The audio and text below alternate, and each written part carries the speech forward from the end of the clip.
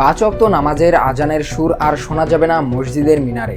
তার বদলে নামাজের সময় হলে বাজবে মোবাইলের যান্ত্রিক অ্যালার্ম। হ্যাঁ, ঠিকই শুনছেন। শত শত বছর ধরে যে বাংলার আকাশে বাতাসে আজানের পবিত্র ধ্বনি প্রতিধ্বনিত হয়ে আসছে, তা কি এবার চিরতরে স্তব্ধ হতে চলেছে?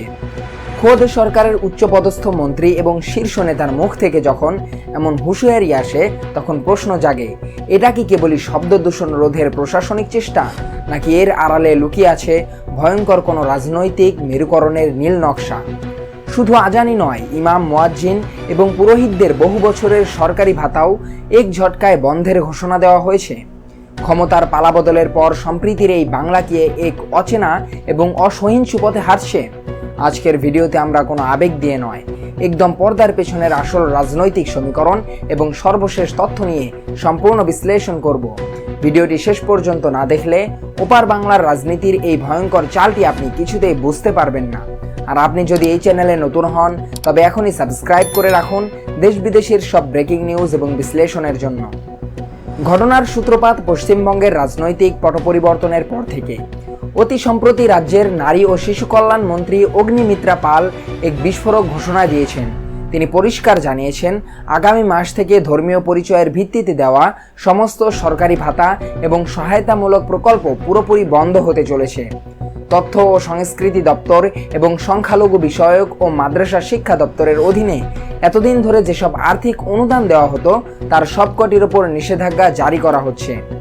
এর সরাসরি প্রভাব পড়ছে রাজ্যের হাজার হাজার ইমাম, মুয়াজ্জিন এবং হিন্দু পুরোহিতদের ওপর।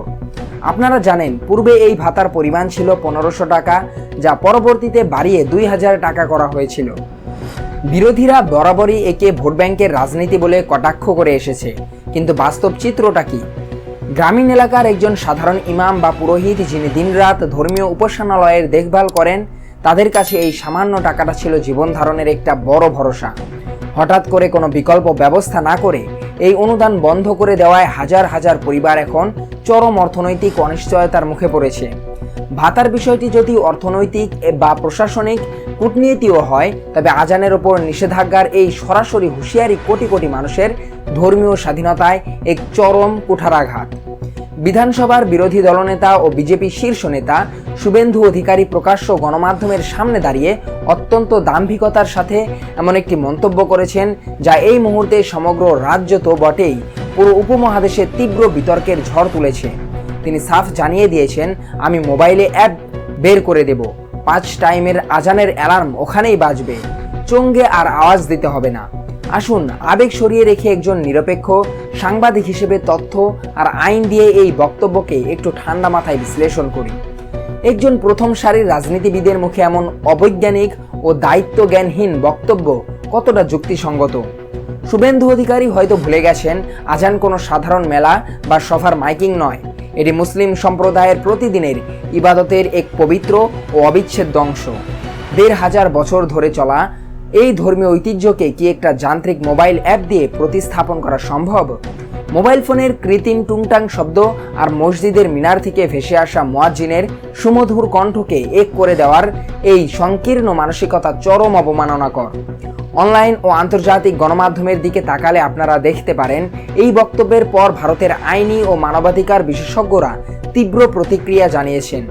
ভারতীয় সংবিধানের 25 নম্বর অনুচ্ছেদ প্রত্যেক নাগরিককে নিজ নিজ ধর্ম স্বাধীনভাবে পালন ও প্রচারের মৌলিক অধিকার দিয়েছে। আইনি বিশ্লেষকরা পরিষ্কার বলছেন, জনস্বাস্থ্যের ক্ষতি না করে মসজিদের মাইকে আজান দেওয়া এই ধর্মীয় স্বাধীনতারই একটি অংশ। এর আগেও ভারতের বিভিন্ন আদালতে আজানের শব্দসীমা নিয়ে মামলা হয়েছে, যেখানে সর্বোচ্চ আদালত স্পষ্ট নির্দেশ দিয়েছে, গ্রিন ট্রাইব্যুনাল বা দূষণ নিয়ন্ত্রণ পর্ষদের ভেদে দেওয়া নির্দিষ্ট ডেসিবেল সীমার মধ্যে থেকে আজান দেওয়া সম্পূর্ণ বৈধ। অথচ শুভেন্দু অধিকারী কোনো আইনি নিয়মের তোয়াক্কা না করে সরাসরি লাউড স্পিকার বা চঙ্গ বন্ধ করে দেওয়ার যে ফতোয়া দিচ্ছেন, তা ক্ষমতার দাপটে মানুষের মৌলিক সাংবিধানিক অধিকারকে বুড়ো আঙ্গুল দেখানোর শামিল। ধর্মীয় ও সমাজবিজ্ঞানীরা সতর্ক করে বলছেন, এটি কোনো শব্দদূষণ কমানোর প্রশাসনিক এজেন্ডা নয়। এর পেছনে লুকিয়ে আছে মাইক্রো টার্গেটিং বা একটি নির্দিষ্ট সম্প্রদায়কে মানসিকভাবে কোণঠাসা করার এক ভয়ঙ্কর সুদূর প্রসারী কৌশল। আধুনিক যুগে সবার হাতে স্মার্টফোন আছে, এই অজুহাত দেখিয়ে যদি আজানকে মসজিদের মিনার থেকে ডিজিটাল স্ক্রিনে বন্দি করার চেষ্টা চলে, তবে আগামী দিনে যে কোনো ধর্মীয় উৎসব, প্রার্থনা বা আচরণকেও ঘরের ভেতর বন্দি করার একই রকম ফরমান জারি হবে না, তার গ্যারান্টি কে দেবে? এই ধরনের বক্তব্য সমাজের ধর্মনিরপেক্ষ কাঠামোকে চুরমার করে দেয় এবং প্রমাণ করে যে সত্তা রাজনৈতিক সুবিধা আর মেরুকরণের স্বার্থে একটি নির্দিষ্ট ধর্মের ধর্মীয় আবেগ ও অনুভূতিকে কতটা সস্তা এবং খোলা হিসেবে উপস্থাপন করা হচ্ছে। এখন প্রশ্ন উঠতে পারে, নেতারা তো বলছেন শব্দদূষণ রোধের কথা, কিন্তু এই যুক্তির পেছনে কি আসলেই কোনো সততা আছে, নাকি এটা স্রেফ দ্বিমুখী নীতি? আসুন বাস্তবতার দিকে তাকাই।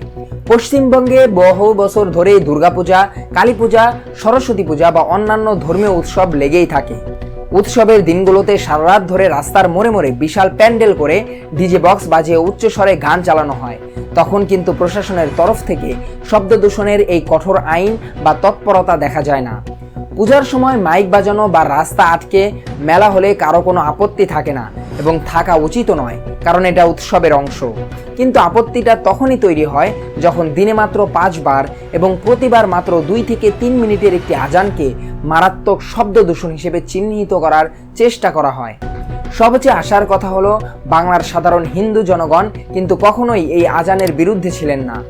যুগ যুগ ধরে এই দুই সম্প্রদায় পাশাপাশি বাস করে আসছে। তাহলে এই বিভাজনের সুর কারা তুলছেন?